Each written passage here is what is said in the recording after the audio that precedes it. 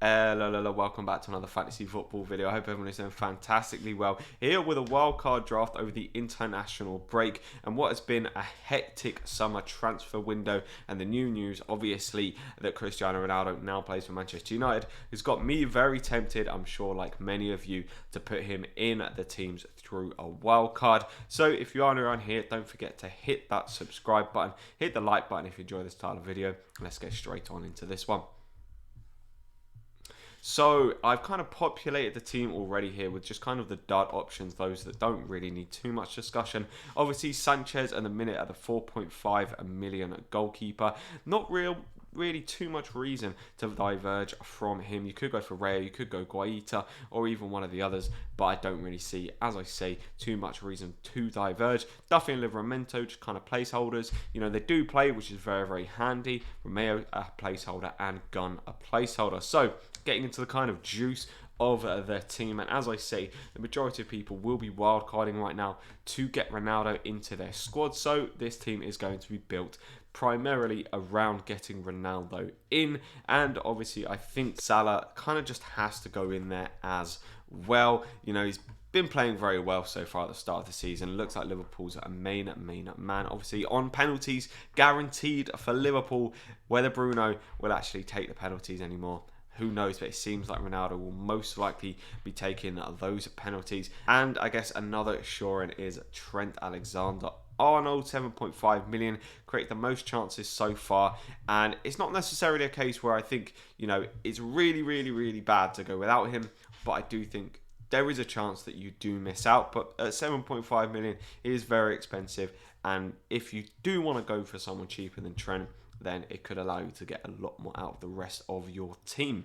So we've kind of got a basic structure here. You can see that we will be playing the 3-4-3 formation. Now it does depend whether you want to go 3-4-3 or 3-5-2. You know, with the likes of Greenwood absolutely popping off so far this season, it could be that you end up going for 5 midfielders rather than the 3 attackers. But looking at the attack and how we're going to fill up those other 2 spots, you know, one of them is just very obvious. You know, complete sure in is just Antonio.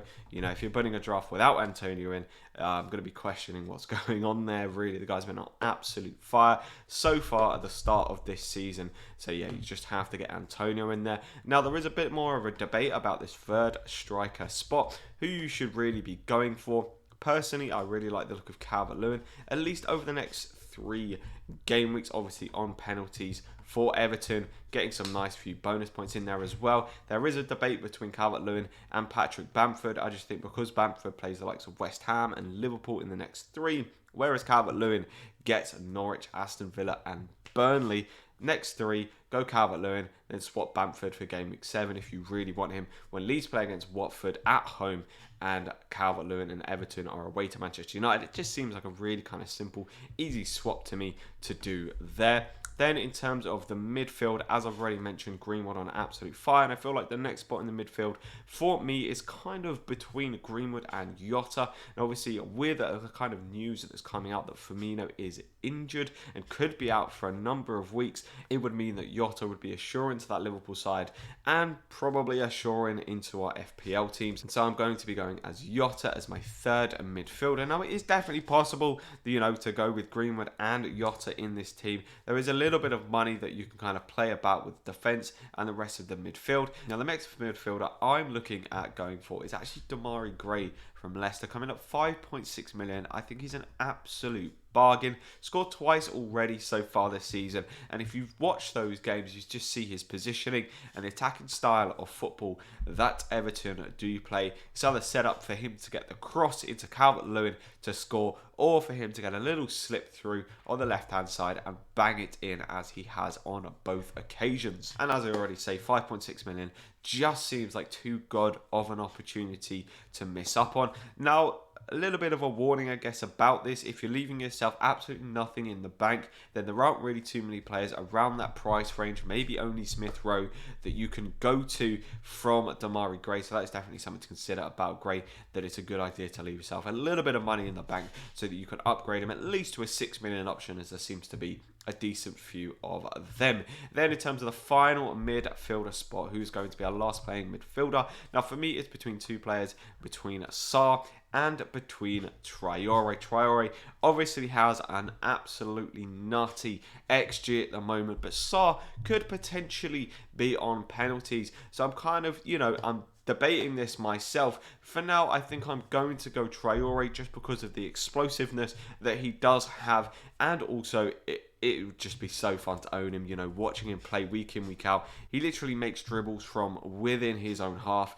so it's just so fun to watch him, and so Traore for me is going in there. However, as I say, Sarr is definitely a massive debate for me for that position instead of Traore. One thing I will say about Traore is that he does have better fixtures for longer, whereas Sarr really only has a good kind of next 4 fixtures. But obviously, you're going to have transfers down the line, but I guess you also don't want to book in too many transfers, which we'll talk about, because with this team that I'm lining up here, there's a couple of transfers that you can make in a few weeks' time that I think will be very, very beneficial. Now, in terms of the defence, I still think that Shaw is the one to go for. He looks so attacking with Ronaldo coming into the side. You're just maximising your potential of kind of players combining.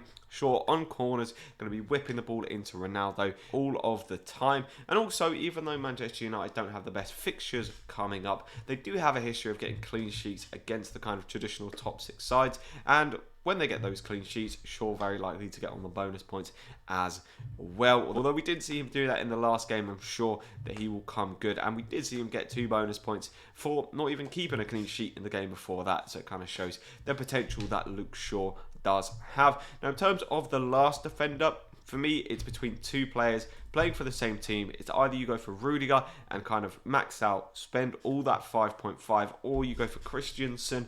As I say, you've left a bit of money behind there for Damari Gray. I will say that Rudiger probably does have that little bit more safety in terms of being picked, but Tuchel does seem to really, really like Christensen in the back, so I wouldn't be surprised if Christensen didn't get rotated at all. Now, what would be very interesting to see is obviously when the Champions League starts, who will play in the defence in the Champions League games, and then who will get kind of rotated in and out for the Premier League games. You can see Thiago Silva coming in for one of the kind of sets, whether he'll come in for the Champions League, whether he'll come in for the Premier League, unsure. However, you may expect him to go in the Champions League, experience in that competition, and this is kind of how we're lining up at the minute. Obviously, a few tweaks and changes can be made, but I really, really like this team. 3-4-3 formation. Obviously, there's a couple of transfers that you could potentially make. Now, if you look here, if I can bring up the fixtures for Everton up until game week 7, obviously the next 3 they have very good fixtures, then they play against Manchester United. So as I say, that's a very easy swap to Patrick Bamford come game week 7. Then also, if you look at Jota, come game week 7, they have Manchester City, and I feel like that would be a good swap as well to Rafinha on game week 7 when Leeds play against Watford, and then have an unbelievably good run of fixtures. So taking real advantage of the kind of the next 3 with Jota and Calvert-Lewin, and then swapping over to the Leeds boys, who I'm sure many people will be jumping straight on in the wildcard. I just think hold off them for a couple of games and then hop on them when they actually go and start scoring the goals, or at least that's when I think they're going to start scoring the goals. But yeah, this is the kind of draft at the minute. 0.5 million in the bank, so a team value of 99.5 million. So I hope you have enjoyed this quick little look at a wildcard draft. I'm very, very tempted to hit that wildcard button right now and bring in all of those players.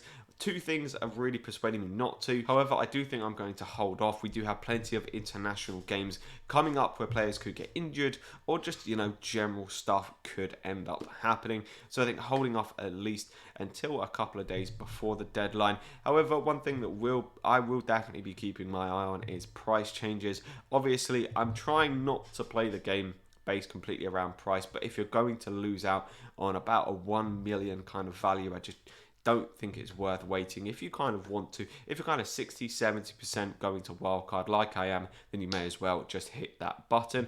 But if you have enjoyed this quick little look at a wildcard ahead of game week 4, please don't forget to hit that like button, hit the subscribe button if you are new around here, and I'll catch you in the next one. See ya.